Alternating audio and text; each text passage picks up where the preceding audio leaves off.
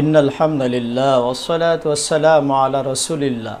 প্রিয় মুসলিম উম্মা, দেশবাসী, ভাই ও বোন, আজ আমরা আলোচনা করব আমাদের এই ইহকালীন জগৎ শেষ হওয়ার পরে আমরা যেখানে রওনা দিব, আমরা যেখানে থাকব, অনন্ত অসীমকালের একটি অংশ, সেটি হচ্ছে কবর।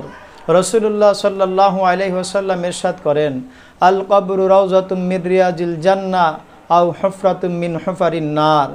আল্লাহর রসুল সাল্লাল্লাহু আলাইহি ওয়াসাল্লাম ইরশাদ করেন যে কবর হলো একটি জান্নাতের টুকরা হবে, আবার কারোর জন্য জাহান্নামের গর্ত হবে।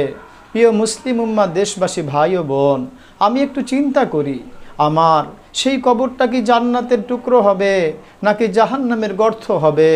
প্রিয় মুসলিম উম্মা, এইটা হলো নির্ভর করে আমার আমালের উপর, আমার নামাজের উপর, তেলাওয়াতের উপর, সিজদার উপর, তাকওয়ার উপর, খোদা ভীতির উপর। যদি আমি আল্লাহ তাআলাকে দুনিয়াতে ভয় করলাম, আল্লাহ তাআলাকে সিজদার মাধ্যমে গোলামিকে প্রকাশ করলাম, আল্লাহ তাআলা তাসবিহগুলো আদায় করে আমি মালিকের জন্য সিজদায় লুটিয়ে পড়লাম, তাহলেই আশা করা যায় যদি শেষ নিঃশ্বাসটুকু ত্যাগ হয় আল্লাহ তাআলাকে রাজি খুশি করে, রাসূলুল্লাহ সাল্লাল্লাহু আলাইহি ওয়াসাল্লামকে রাজি খুশি করে, তাহলে এই আশা করা যায় যে ঈমান নিয়ে যদি আমি শেষ নিঃশ্বাসটুকু ত্যাগ করতে পারি, তাহলে হয়তোবা কবর আমার জন্য ভালো হবে, হয়তোবা ওই কবরটা আমার জান্নাতের টুকরো হবে, কবর আমার জন্য আরামদায়ক হবে।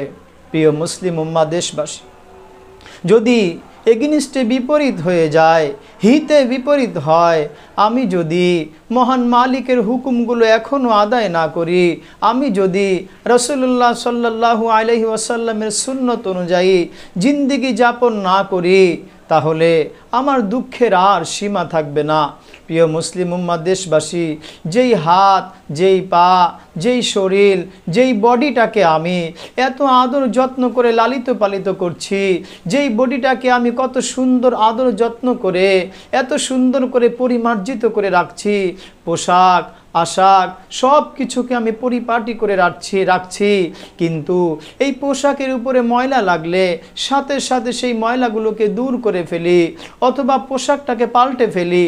প্রিয় মুসলিম উম্মা, দেশবাসী, ভাই বোন, আমার পোশাকের নিচে যেই শরীরটা রয়েছে, ওই শরীরের মধ্যে যেই আত্মা রয়েছে, কলব রয়েছে, অন্তর রয়েছে, সেই অন্তর বা আত্মাটাকে আমি আজও কি পরিশুদ্ধ করতে পারলাম কিনা?